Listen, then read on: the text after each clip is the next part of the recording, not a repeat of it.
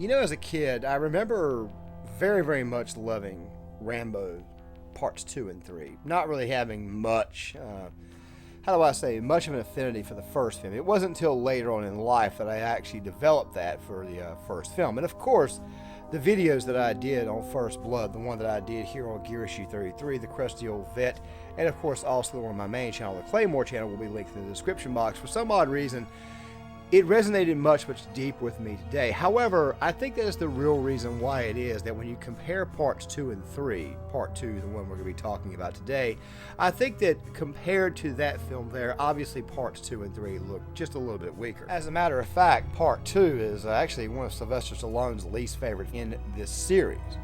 Mostly because of what he said, it being more like a fantasy than anything else. And of course, out of all the Rambo films outside of Last Blood, I would suggest that it's probably the one that's been the most panned by critics.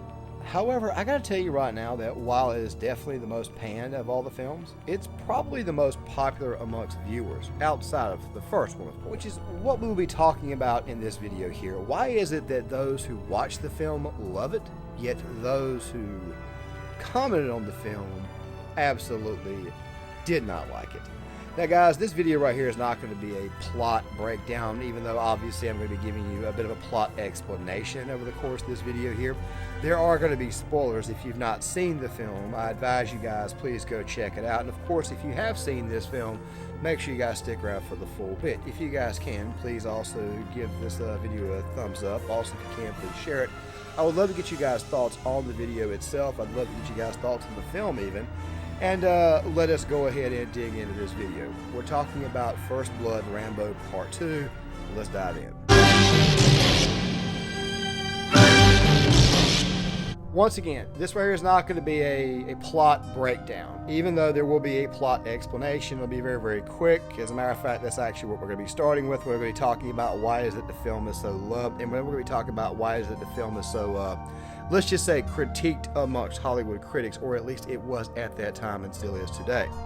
The latter will be coming up a little bit later on towards the end of the video. Now, before we fully dig into this, I want you guys to know right now that this video will not be a video about the POW situation in Vietnam. That right there will be another video later on down the road. This video, for the most part, is going to be talking about the film, even though the POW issue will get touched in this video. There will be much further breakdown on that there a little bit later on in the future when we start doing more military history versus military films a little bit later on down the road. Now, with that right there being said, now let's go ahead and dive in. So, a quick plot explanation. So, after the events of the first film, Rambo is ultimately sent to a military prison, basically breaking rocks out in the hot sun, and eventually Trey is visited by Troutman, who notifies him of an opportunity for potential pardon.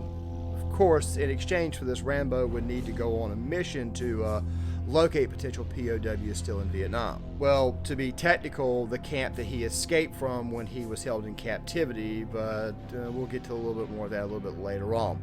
So, Rambo eventually arrives in Thailand, in country. He's briefed by Murdoch, he's briefed by Troutman once again, and of course there's also this very nugget that's placed a little bit early on, right before Rambo hops on the plane to go on this basically this reconnaissance mission.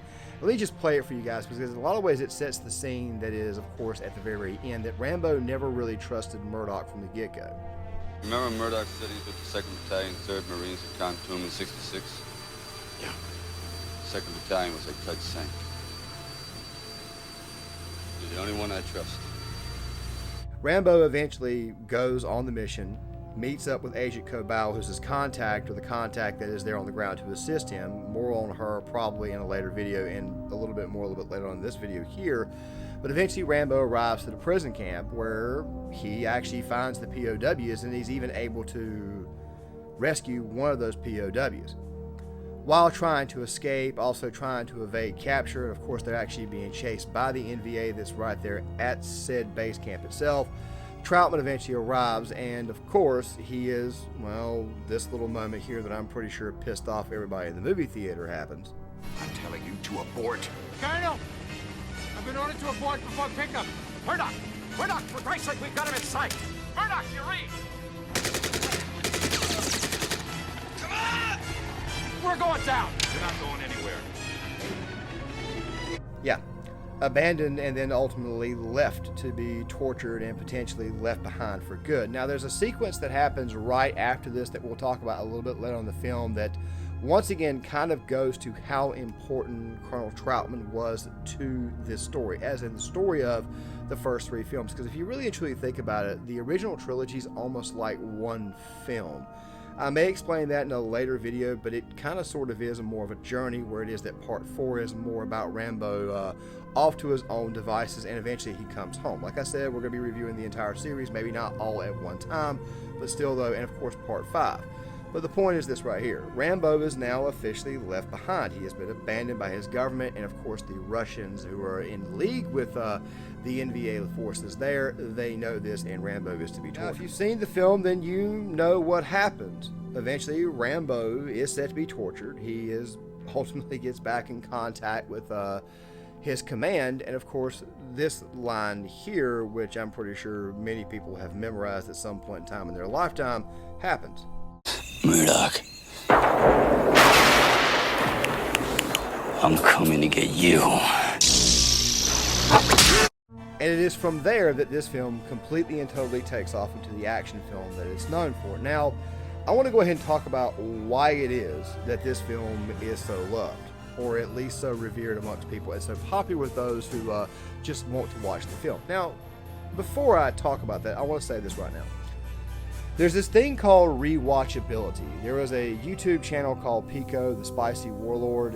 He did a video on the Vietnam trilogy. Of course, the Vietnam trilogy he was discussing was Full Metal Jacket, Platoon, and Apocalypse Now. And the reason why I'm bringing this up is because there was something that I had left out in my Full Metal Jacket videos that I wanted to talk about. And of course, I think this is the proper time to bring it up. And of course, that is overall rewatchability. Of the Rambo series, the first film is probably, well, without a doubt, most people will agree that it is the best film. However, I would say, like I said before, part 2 is the one that people, at least up until part 4 came out, was probably the one that most people enjoyed watching. They probably rewatched it on multiple occasions, which of course does not exactly jive with the critics' score, because let's be honest, all critics for the most part are cynical assholes. But still, the point is that Rambo 2 was a film that was extremely rewatchable, requotable even. Now, why would that right there be the case? Well, here's a montage for you.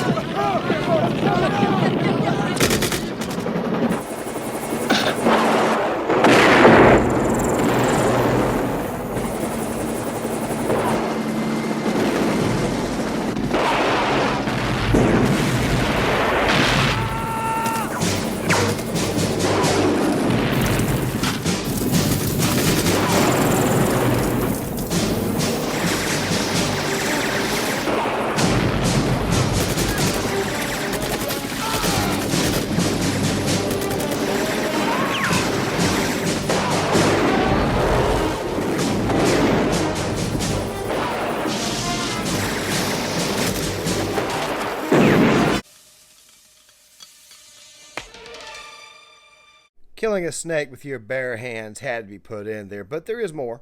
There's also stuff like this here, you know, where he just blows this guy up.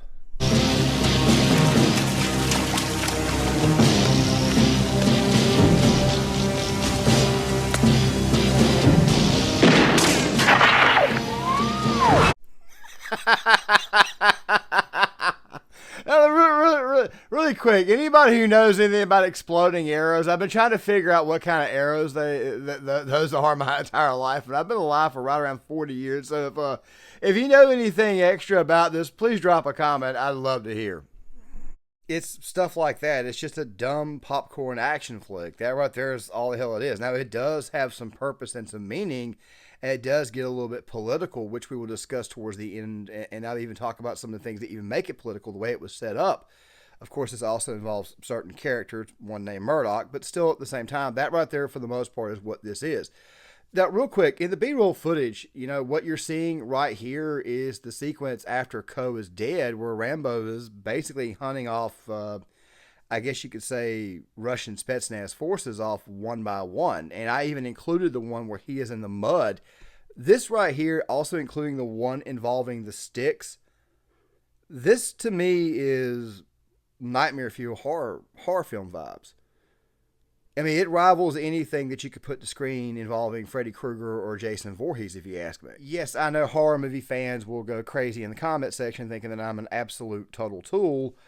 But of course, it also gave us the Rambo cartoon, which you guys are seeing right here in the B-roll footage. It's stuff like this right here that made this right here so rewatchable and so popular. Of course, critics absolutely hated it, and like I said, I'll talk about it in a second, but the point is this right here. It's really just a dumb, cheesy action flick. I mean, it's got a great score, great soundtrack, which is almost like another character on its own, but the point is, it was designed for men. It was a film designed for men to have fantasies about being that one-man army that completely destroys an entire nation full of economy. I mean, this right here is kind of hinted at the very beginning of the movie. You guys remember this scene? Do we get to win this time? This time it's up to you. And I need to say something else, too. That the opening credits, the score, I mean, if you watch this, if you were in the theater and you saw this, you would think to yourself, some people are about to die in this movie.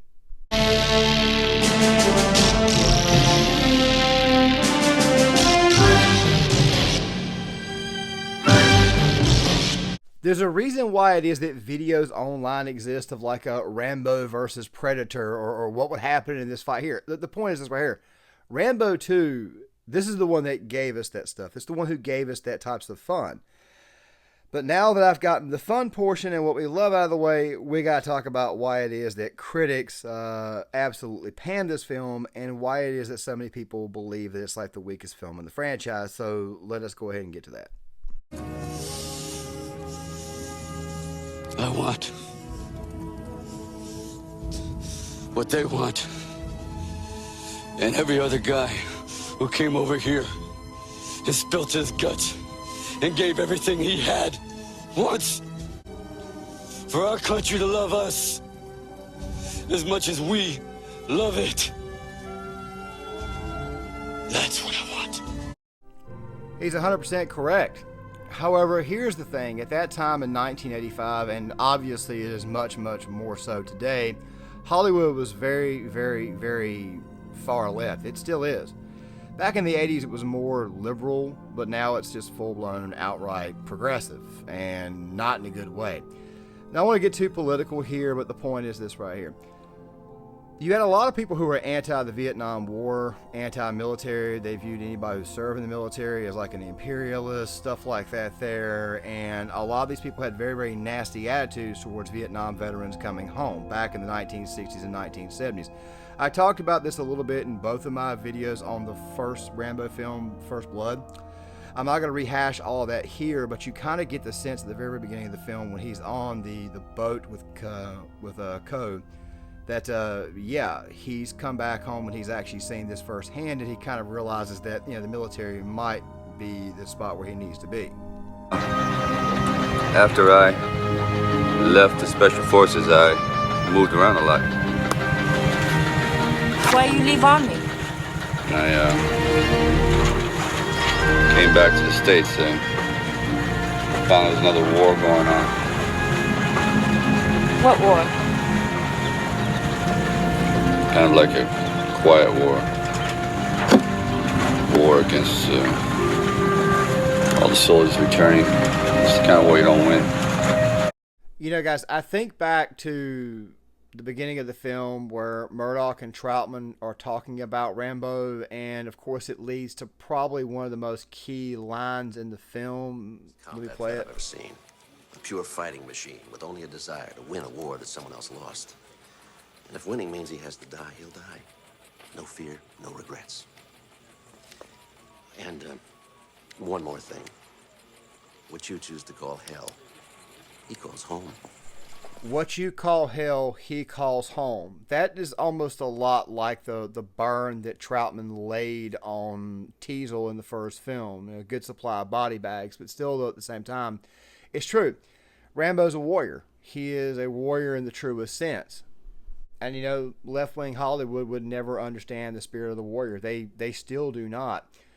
But, of course, that right there is another topic for another day. So let me go ahead and get back on track. The field is where he needs to be. And, of course, this right here is further explored in parts 3, 4, and 5. Or at least parts 3 and 4. But, like I said, another topic, another day. No man left behind. He says, I'm just supposed to leave him there? I mean, this right here is who Rambo is. He is a warrior at heart. I'm supposed to leave him there? I repeat, do not engage the enemy. The Phase 2 Delta Force assault team led by Colonel Troutman will handle the extraction. The truth be told is the Vietnam veteran was not getting anything friendly from either side. And Stallone has gone on record on several occasions talking about First Blood. He's always been very, very pro-veteran, especially when it comes to the Vietnam War. He felt that they were done very, very dirty. But one more thing that needs to be said, and I'm not saying this right here because I want to praise Stallone, because trust me, there are a lot of things that you can criticize Sylvester Stallone over. I advise you guys to look into, if you're interested, into the real Rocky Chuck Wepner. That right there, the whole rabbit hole and song that I'm not going to explain over the course of this video. But it seems to me that Stallone had the pulse of the audience in mind. He had an idea of exactly what the audience would want to see and what the audience would not. Like I said, at the end of the day, it's just another action flick, an action flick where you would get to see this guy who was so badass in the first film, who was obviously restrained and did not kill anybody. Yes, I gotta say it over and over again. He did not kill anybody in the first film. Galt died of his own stupid volition.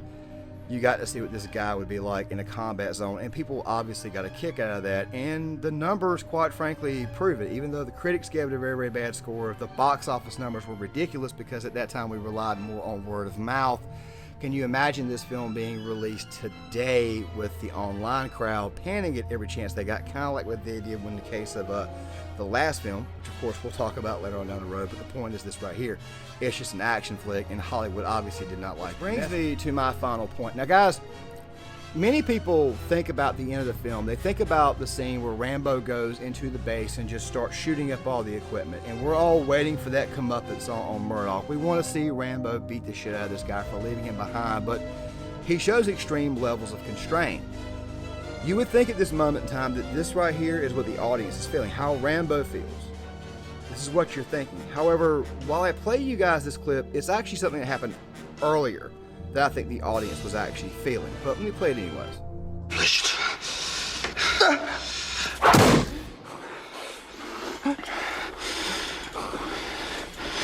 You know there's more men out there. You know where they are. Find them, or I'll find you. Find them. Find them. Now, like I said, I'm not going to make this video about the POW situation in Vietnam, but seeing how it is that we even had former presidential candidates financing operations to try to get the POWs home before the federal government even fully tried to do anything, and like I said, different video on the way. I think that when you watch this film, I think that the character that is in the audience, if like the audience is a single character in this film, it's definitely Troutman. There's more in this conversation that you guys hear that I'm not going to be talking about because it's going to get onto the topic of historical stuff and people are going to be ripping up in the comment section. And like I said, it would be another video down the road. But I think what Colonel Troutman says in this moment right here, when dealing with someone like Murdoch, who is basically a tool of the system, he's exactly what he says he is. Right at the end of the film, he follows the orders, and he follows the orders to a T, to a point where he's almost heartless. You almost feel like the audience is in fact very, very much who Troutman is speaking for. He was just supposed to take pictures. And if those pictures showed something, they would have been lost, wouldn't they? Oh, Troutman, I still don't think you understand what this is all about. The same as it always is. Money. In '72, we were supposed to pay the Kong $4.5 billion in war reparations. We reneged. They kept the POWs. And you're doing the same thing all over again. And what the hell would you do, Troutman? Pay blackmail money to ransom our own men and finance the war effort against our allies? What if some burnout POW shows up on the 6 o'clock news? What do you want to do? Start the war all over again? You want to bomb Hanoi? Want everybody screaming for armed invasion? You think somebody's going to get up on the floor of the United States Senate and ask for billions of dollars for a couple of forgotten ghosts? Men, goddammit! Men who fought for the country. That's enough! Troutman, I'm going to forget this conversation ever took place. You bastard. Minji did. That right there is exactly what I'm thinking. Obviously, I don't want to get demonetized.